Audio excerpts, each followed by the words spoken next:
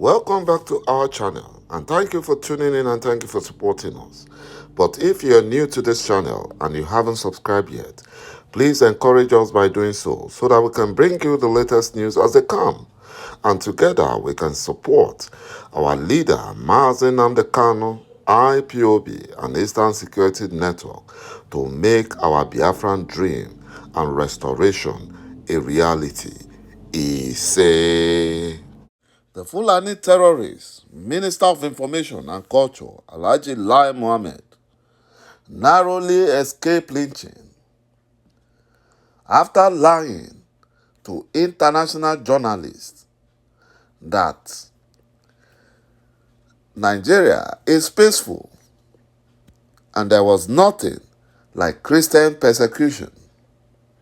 He was rescued by the London Metropolitan Police. You know, genocide in Biafra land, it's well considered design by the Buhari impostor, who had promised the Fulani Caliphate that if his lies and deception does not help the Fulani Janjaweed to overrun Biafra land, then he will have to do it by force. And that's what he's doing. You know, the Fulani Nigerian government Minister of Culture, the ﷺAI Mohammed, narrowly escaped lynching in London after he lied that there was no attack on Christians in Nigeria. He was saved by the London Metropolitan Police. Reasons for the persisting insecurity and massacre in Biafra land. The basic arrangement was not by chance, but by well-considered design by the Fulani Nigerian government, led by Buhari impostor. Despite their many failings, Nigerian indigenous founding fathers and the departing British colonialists knew too well that you cannot secure a people within their region without their participation.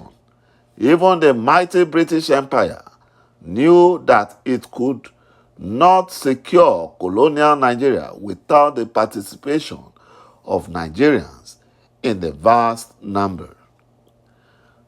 Before post-colonial Nigeria lapsed into its current unitary states, while still passing off as a federation, regional security were largely within the purview of the respective region, not the federal government.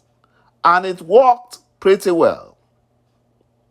In a diverse federation of equals, or even near equals, or let's say unequals, Northern Nigerians shouldn't be the ones exclusively or dominantly securing Western or Eastern Nigeria and vice versa. When you do that, it becomes counterintuitive to security and begins to look like belligerent occupation or conquest. It also destroys the neutrality of the security personnel, engenders ethnic profiling and extrajudicial killings. And that is why when you go to the northern Nigeria, all the commanders are Fulani commanders. But when you come to Biafra land, especially southeastern region, all the commanders of military and police chiefs are all Fulani Janjaweed. Because the Fulani Janjaweed have planned that. And that is why extrajudicial killing is on the increase in Biafra land. You know, truth be told, massacres won't happen if there is no premeditation driven by sectarian impulses and lack of compatriot empathy. customarily exhibited by some security personnel when it comes to law enforcement outside their region, even when the targets of such law enforcement are unarmed and amenable to arrest.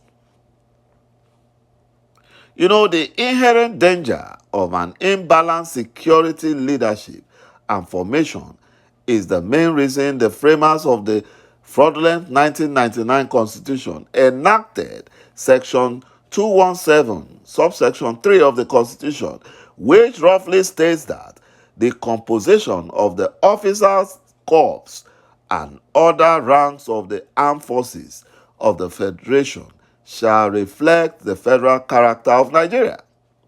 In plain terms, it means that no region or tribe shall be markedly excluded from securing Nigeria or any part thereof, especially its own part. But today, the opposite is the case, as southeastern officers and ranks are significantly redlined from all critical security formations, particularly the ones based in Southeast region. It makes no sense and it is unconstitutional to boot. Similar or still, for the same reason of sectional balance, Section 14, subsection 3 of the same 1999 Constitution provides that the composition of states or from a few ethnic groups or other sectional groups in that government or any of its agencies.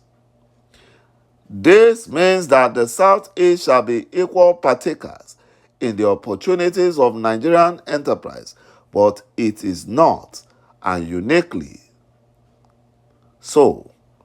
To be sure, there is no better contradiction to the oneness of Nigeria than this profound injustice that appears to have become the norms and persisted since 2015, when the Fulani jihadist Nigerian government came into power.